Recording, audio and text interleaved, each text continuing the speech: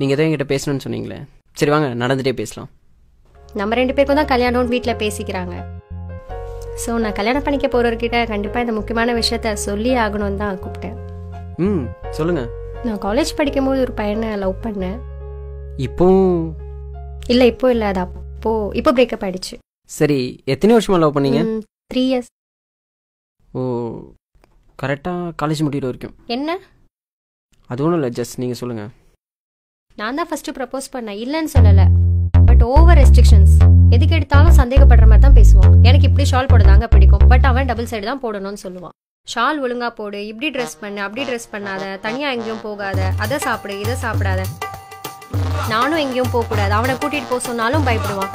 இவனோட பேசு அவனோட பேசாத, ஏன் ஃபேஸ்புக் போகக்கூடாதுங்க, அப்படியே போனாலும் ஃபோட்டோ அப்லோட் பண்ணக்கூடாதுங்க, இன்க்ளூடிங் லெகின்ஸ் டிஷர்ட் கூட போடக்கூடாதுங்க. மொத்தத்தில் 3 வருஷமும் சண்டை தாங்க. அதாங்க பிடிக்கல. இனிமேலாவது என் லைஃப் எனக்கு பிடிச்ச மாதிரியும் எங்கள் அப்பா அம்மாவுக்கு பிடிச்ச மாதிரியும் இருக்கணும்னு நினைக்கிறேங்க. உண்மையிலே சூப்பருங்க. என்கிட்ட, அதாவது உங்கள் லைஃப் பார்ட்னர்கிட்ட இதை பற்றி சொல்லணும்னு நினச்சிது. இதை நீங்கள் என்கிட்ட சொல்லாமல் மறைச்சிருந்துருக்கலாம். பட் லைஃப் ஃபுல்லாக என்கிட்ட மறைச்சிட்டனோ, நான் உண்மையாக இல்லைன்னு நினச்சி ஃபீல் பண்ணிகிட்டே இருந்திருப்பீங்க. அப்படி தானே? இதை சொல்லிட்டா மட்டும் நம்ம ஃப்யூச்சரில் சந்தோஷமாக இருந்துட முடியுமா? இது ஏன் சொல்கிறேன்னா, அவரை விட்டுட்டு வந்த மாதிரி என்னையும் விட்டுட்டு போயிட்டீங்கன்னா, நான் என்ன சொல்ல வரேன்னா, அவர் சொன்ன விஷயங்கள்லாம் நானும் சொன்னால் என்ன செய்வீங்க? அவர் சொன்ன எல்லா விஷயங்களுமே உங்களுக்கு ரெஸ்ட்ரிக்ஷனாக மட்டும் தான் தெரியும். ஏன்னா நீங்கள் ஒரு பொண்ணு. ஒரு பையனை அதுக்கு பின்னாடி எவ்வளோ ரீசன்ஸ் இருக்குன்றது எனக்கு தாங்க தெரியும். ஏன் உங்கள் அம்மா சொன்னதில்ல டபுள் சைடு ஷால் போட சொல்லி? நீங்கள் போட்டு போகிற ட்ரெஸ் எல்லாம் பார்த்தா பசங்க எப்படியெல்லாம் பேசுவாங்கன்றது ஒரு பையனா எனக்கு தாங்க தெரியும். நீங்கள் பார்க்குற விதம் தப்பாக இருந்தால் அதுக்கு நாங்கள் என்னங்க பண்ண முடியும்?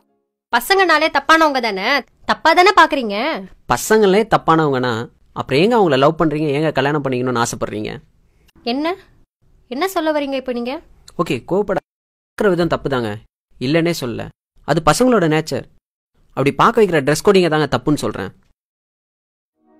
கண்டிப்பாக நீங்கள் டிஷர்ட்டோ லெகின்ஸோ போட்டு போனீங்கன்னா பார்க்குறவங்கலாம் நல்ல ஃபிகர்ன்னு தாங்க சொல்லுவாங்க. ஏன், நான் கூட சொல்லுவேன். பட் நல்ல பொண்ணுன்னு யாராவது சொல்லுவாங்களா? பொண்ணுங்களுக்குன்னு ஒரு ரெஸ்பெக்ட் இருக்குங்க, அதை நீங்கள் புரிஞ்சிக்கவே மாட்டேங்கிறீங்க. இப்போ கூட அவரை பிடிக்கலன்னு என்கிட்ட எதுவுமே நீங்கள் சொல்லலை. அவர் சொன்ன அட்வைஸை தான் நீங்கள் பிடிக்கலன்னு சொல்கிறீங்க. ஆர்கியூ பண்ணால் போய்கிட்டே தாங்க இருக்கும். லாஸ்ட்டாக ஒன்று மட்டும் சொல்லிக்கிறேன். அவனுக்காக நான் ஏன் பண்ணணும்னு நினைக்கிறத விட அவனுக்காக நான் பண்ணாமல் வேறு யார் பண்ணுவாங்கன்னு நினச்சி பாருங்கள். லவ் உண்மையிலே சூப்பராக இருக்குங்க. எல்லாமே சொல்லியாச்சுன்னு நினைக்கிறேன். நீங்கள் கிளம்புங்க. பாய்.